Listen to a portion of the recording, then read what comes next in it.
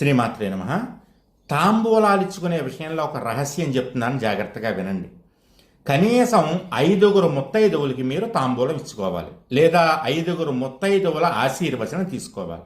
ఈ 5గురు ఎవరు అంటే, మొదటి ముత్తైదువ గౌరీదేవి, ఆవిడే పార్వతీదేవి, పసుపు కుంకాలని నిలబెట్టే తల్లి. రెండవ ముత్తైదువ లక్ష్మీదేవి, ఐశ్వర్యాన్నిచ్చే తల్లి.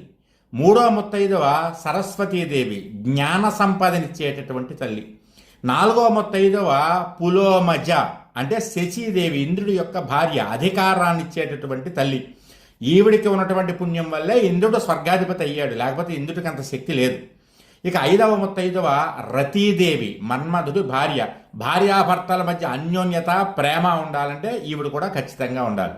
ఈ 5గురికి తాంబూలం ఇచ్చుకోవడం కానీ, లేదా 5గురు ముత్తైదువుల యొక్క ఆశీర్వచనం తీసుకోవడం లాంటివి చేస్తే కనుక ఇంట్లో మీకు కావలసినవన్నీ